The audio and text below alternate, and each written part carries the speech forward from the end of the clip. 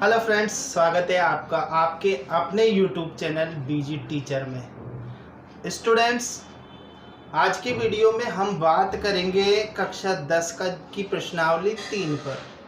प्रश्नावली का नाम है दो चर वाले रैखिक समीकरण युग्म।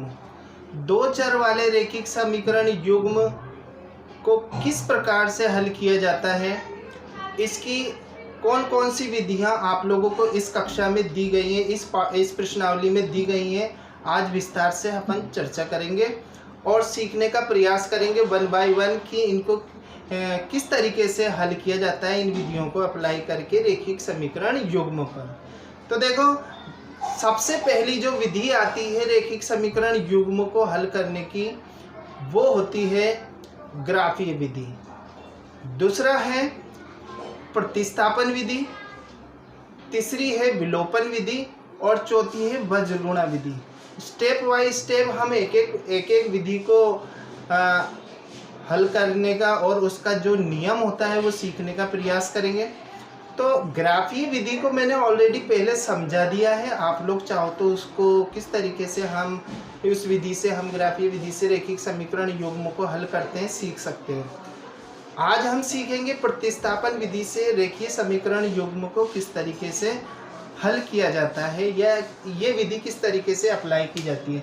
देखो, रैखिक समीकरण युग्म का जो प्रारूप होता है आप लोगों को पता होगा, ax plus by plus c बराबर 0 होता है। ठीक है, ये रैखिक समीकरण युग्म का प्रारूप है। अब इसमें इसको चूंकि दो समीकरण आ गए, इसके दो समीकरण आ गए यहाँ पर, तो दो समीकरण युग्म है, इसलिए इसको हम एक नाम दे देंगे और इसको हम दो नाम दे देंगे। तो जो यहाँ पर a, b और c है, ये हो जाएगा a1x plus b1y plus c1 0, और ये हो जाएगा a2x plus b2y plus c2 बराबर 0।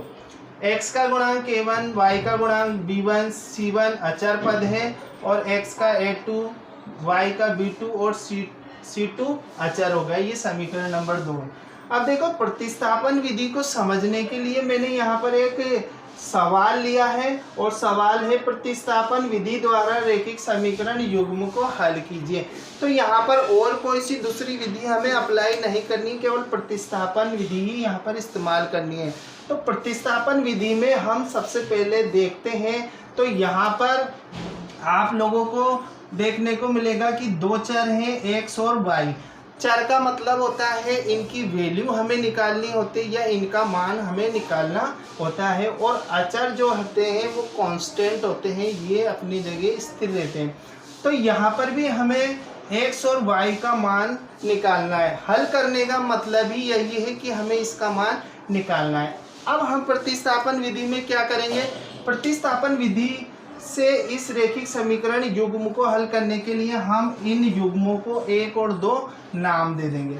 अब इसमें हम ये करेंगे कि x और y जो दो चर हैं उनमें से कोई एक समीकरण युग्म लेंगे और उनमें से x या y को हम क्या करेंगे, प्रतिस्थापित करेंगे। यानी कि उसकी जगह, जैसे माना कि हम x को प्रतिस्थापित करना चाहते हैं यानी हटाना चाहते हैं। प्रतिस्थापित का मतलब क्या है, हटाना। ठीक है, x को हटाना चाहते हैं तो हमको x के बराबर पूरा समीकरण बनाना पड़ेगा। अगर y को हटा सकते हैं तो y के बराबर पूरा समीकरण बनाना पड़ेगा। ये आप लोगों को मैं अभी समझाने वाला हूँ। इसके लिए हमें देखना होगा कि अगर हमारे समीकरण में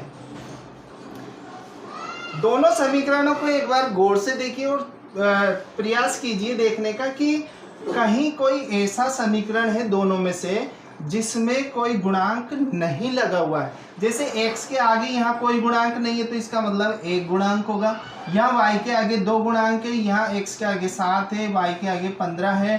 तो ये थोड़ा सा हमें देखने पर ही थोड़ा टिपिकल समीकरण लग रहा है, और इसको अगर हम देखें तो ये थोड़ा नॉर्मल सा लग रहा है। ठीक है, तो इसमें हम क्या करेंगे, इजी वे में हल करने के लिए आप लोगों को इस चीज़ का ध्यान रखना है कि जिस चर के गुणांक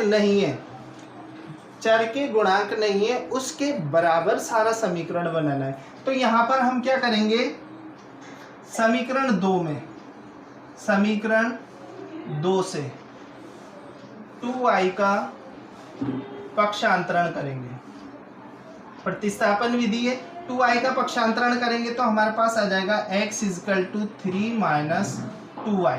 अब देखो यहाँ पर प्लस का निशान है, तो जब हम पक्षांतरण करते हैं यानी कि इसको इधर लेके आएंगे तो ये क्या हो जाएगा 2y, माइनस का निशान इधर आके प्लस का निशान इधर आके माइनस हो जाएगा। अब हमने पूरे समीकरण को x के बराबर रख लिया, यही प्रतिस्थापन है। हम x के बराबर पूरा मान ला रहे हैं। अब इस पूरे मान को हम कहाँ रखेंगे, समीकरण नंबर 1 में। तो x का मान 1 में रखने पर, x का मान 1 में रखेंगे तो ये क्या हो जाएगा 7। अब x की जगह हम क्या रखेंगे 3 - 2y, -15 और ये y अपनी जैसा ही रहेगा और ये हो गया 2। ठीक है, यहाँ पर हम अब गुणा करेंगे तो 7 को 3 से गुणा करा तो 7 × 21 -7 दूनी 14y -15y = 2। अब यहाँ पर y को हम जोड़ लेंगे तो हमारे पास आ जाएगा 21 माइनस कितने हो गए 29y हो गए, 5 और 4 9, 1 और 1 2। ठीक है, ये 2।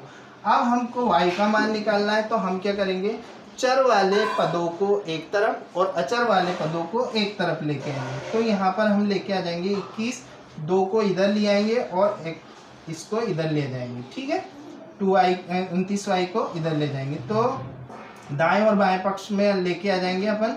तो ये हो गया बाएं पक्ष में और ये आ गया दाएं पक्ष में। अब यहाँ पर आप लोग देख रहे होंगे कि ये माइनस का निशान जैसे ही पक्ष चेंज हुआ तो यहाँ पर ये माइनस से इधर आके क्या हो गया प्लस का। ध्यान रखना है इस चीज का आप लोगों को। तो यहाँ पर प्रतिस्थापन विधि में यही होता है। ठीक है, पक्षांतरण करते हैं तब चिन्ह बदल जाते हैं। तो 21 में से 2 गए तो 19 बचे और ये हो गया 29। तो y का मान कितना निकल के आ गया 19/29। इस 29 को हम इसके नीचे लेकर आ जाएंगे तो हमारे पास y की वैल्यू आ गई। अब हमें x की वैल्यू भी निकालनी है। तो x की वैल्यू निकालने के लिए आप लोगों को क्या करना है, इन दोनों समीकरणों में से जो आपको आसान लगे उस समीकरण में आप लोगों को y का मान रखना है। तो हमें 2 आसान लग रहा है तो मैं इस 2 में रख देता हूँ। तो ये हो गया x + 2y = 3। तो x प्लस यहाँ पर लिख सकते हो आप लोग y का मान रखने पर, y का मान रखने पर तो x + 2 × कितने हो गए 19/29 = 3। अब इस पूरे मान को हम किधर ले जाएंगे, दाएं पक्ष में ले जाएंगे। तो x = कितना आ जाएगा 3 - 19 दूनी कितने होते हैं 38 होते हैं /29।